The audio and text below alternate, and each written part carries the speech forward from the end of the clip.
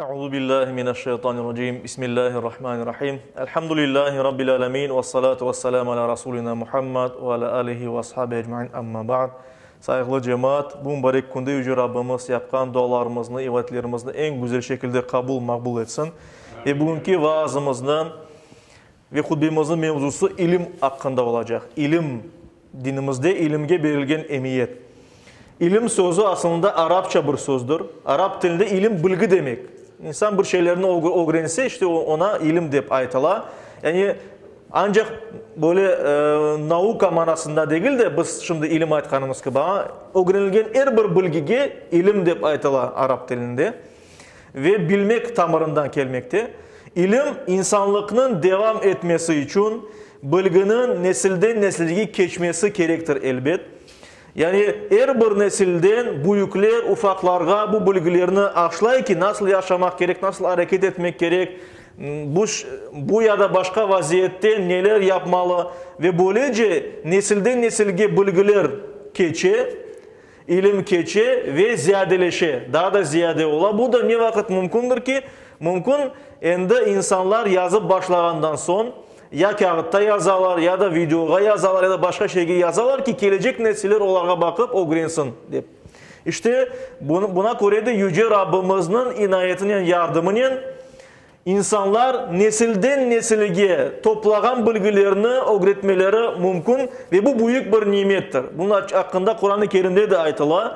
Çünkü bir tasavvur etiniz, eğer biz yazıp olmasak, gelecek nesilge bunu öğretip olamasak, bu bilgiler her bir insan bağlılıktan oğuzu öğrenmek gerek olacak her bir şeyini. O da onu toktatacak, onun inkişafını, ilerlemesini. Ve Yüce Rabbimiz eski nesillerden, evvelki nesillerden gelgen bilgilerini öğrenmek için insana akıl nimetini verdi. Aklını çalıştırıp, düşünüp bir insan böylece olğan ilimni, olğan bilgilerini öğrenmesi mümkündür.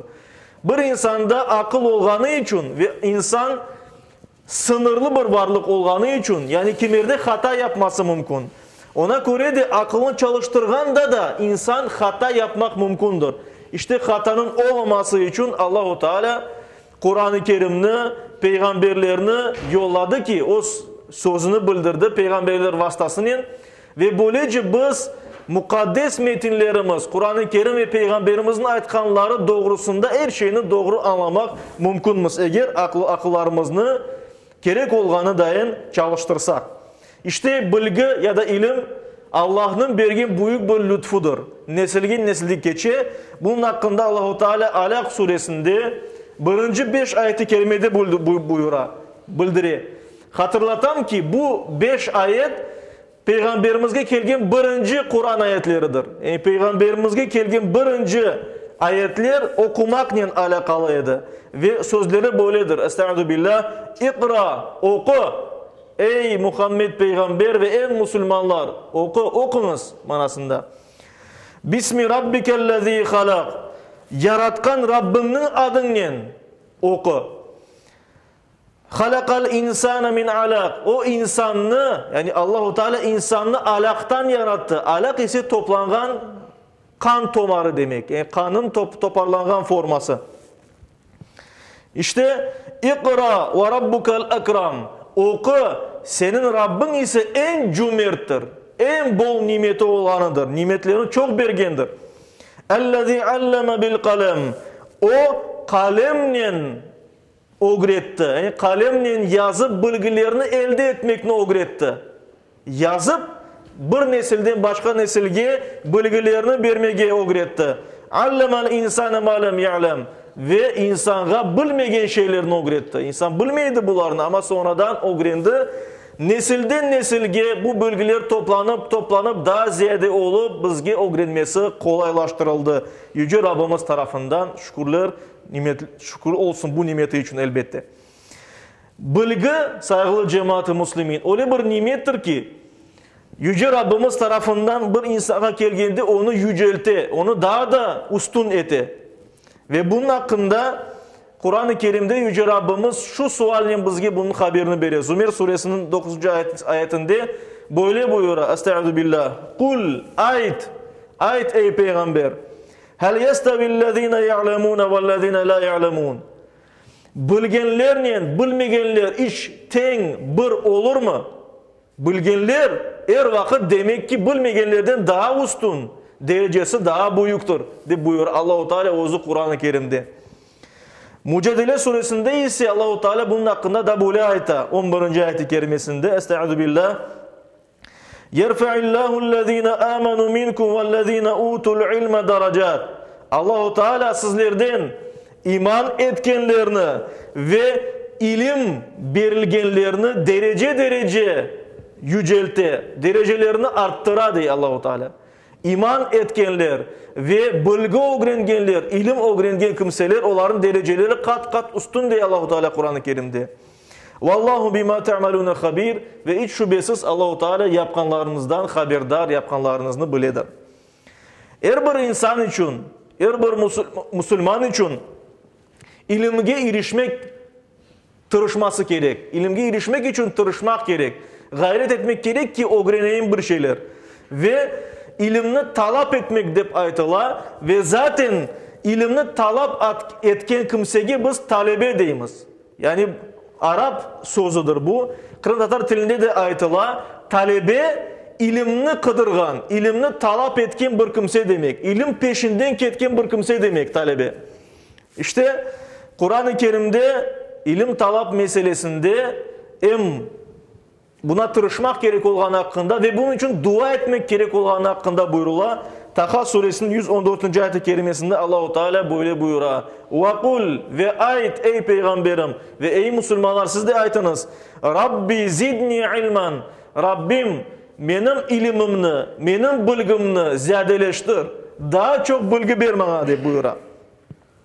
Ve bunda bütün bu ayetlerde bilgi aytılganda bunda sadece bir dini bilgi dep aytılmay. Ya da dünyevi bilgi, mektepte okulgan fen ilimleri, matematika, aritmetika ya da coğrafya ilimler ya da sadece din ilimleri hakkında dep aytılmay. Bütün bilgi hakkında aytılar. Yani insanlar için faydalı olan her bir ilimni öğrenmek meselesi bunda aytılmakta. Ve buna göre de ecdatlarımız her daim devletimizin ayakta kalması için ve her taraflı cemiyet inkişaf etmesi için her bir faydalı ilimin öğretilmesini kırsetken ediler medreselerge.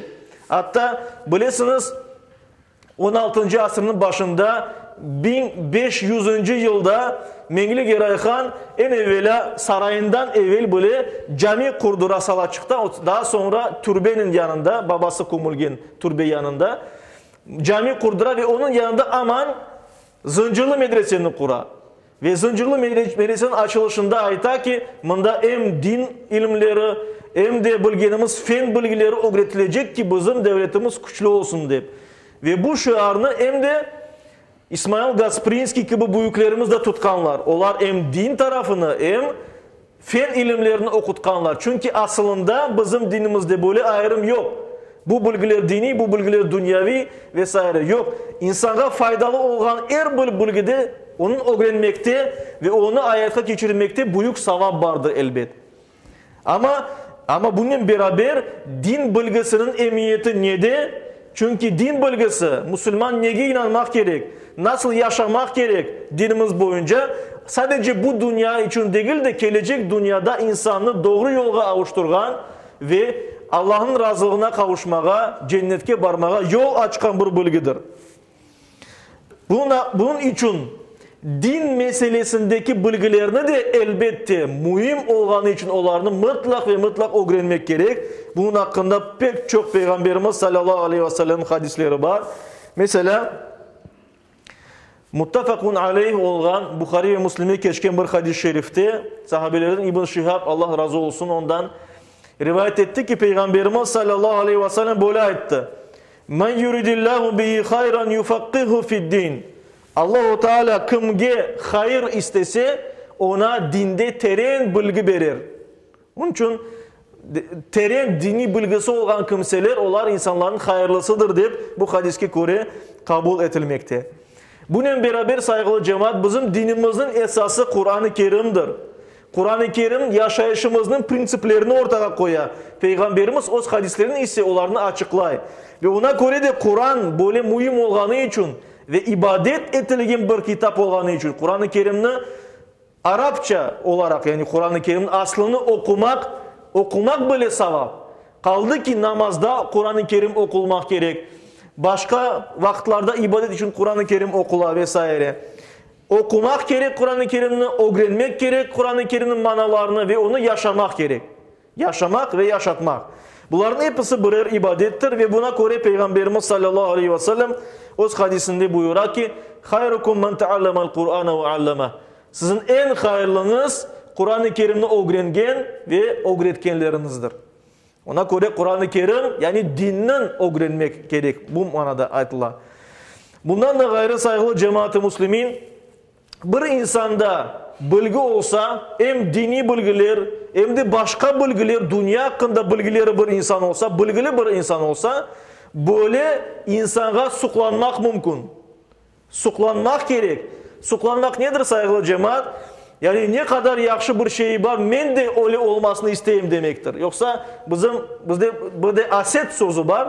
Aset etmek ya da kunlemek ya da bir kimsede yaxşı bir şey olganını bilip olmasın deyip, onda olmasın böyle şey, yamanlık etmek ona vesaire demektir. Ama suqlanmak aksine, bir şeyde beğengenimiz bir şey var bir kimsede.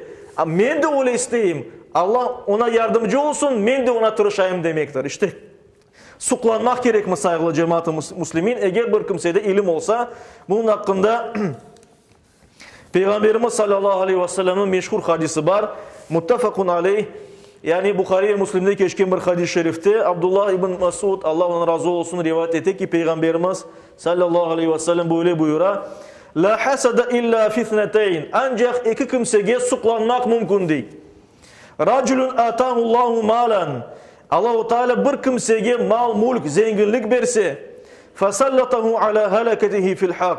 Ve o hakkının ehli olgan kimselerge, yani kimge vermek gerek olsa onlarga o malını verse, sadaka verse, korantasına masraf etse, hayır yolunda masraf etse, öyle kimseye suqlanmak mümkün diye Allah Peygamberimiz sallallahu aleyhi ve sellem. Ve ikincisini böyle ayta ve raculun atahullahul hikme, ve öyle bir kimsedir ki Allah-u Teala ona hikmet verdi. Hikmet degeni yani bazı bir vaziyetlerde nasıl hareket etmek gerek olganını bilmek manasında. Yani bilgi, tecrübe, bir kimsede hikmet olsa yaqdi biha ve o da onu yerine getirse, yuallimuha ve onu başkalarına öğretse, böyle kimseye suqlanmak mümkün. Bir kimse ilim öğrense, hayırlı şeyler öğrense, onun hareket etse ve başkalarına da öğretse, böyle kimseye suqlanılır elbet. Bundan da gayrı saygılı cemaat-i muslimin, asıl da ilimle uğraşmak, ilim öğrenmek, din bilgisi olsun. Her bir taraftan nasıl bilgi olsa olsun, tabiat bilgisi olsun, büyük bir sevaptır. Yeter ki bu bilgi faydalı olsun. Ebu Davud'da ve Tirmizi'de geçen bir hadis-i şerifte, Kays bin Kathir, Allah ondan razı olsun, rivayet etti ki Peygamberimiz sallallahu aleyhi ve sellem böyle buyurgan. Men salaka tariqan yeltemisu fihi ilman. Kim ilim öğrenmek için bir yol tutsa, yola çıksa ilim öğrenmek için, sehhalallahu lehu bihi tariqan ilal cennet. Allah-u Teala böylece onun cennetke yolunu kolaylaştırır. İşte cennetke yolumuzun kolay olmasını istesek, savabımızın kat kelimesini istesek, işte Yüce Rabbimiz, Peygamberimiz vasıtasını göstergen bu yolga müracaat etmek gerekmiz. Dinimizni ve etraftaki olan bütün faydalı ilimlerini öğrenmeye tırışmalımız. Yüce Rabbimiz her birimizge her daim ömrün sonuna kadar Peygamberimiz buyurganı gibi beşikten mezara kadar ilim için katnagan, gayret etken kimselerden her birimizge olmağa nasip eylesin. Amin. Bi rahmetike ya rahman rahmin ve selamun aleyhi ve sellem. Amin.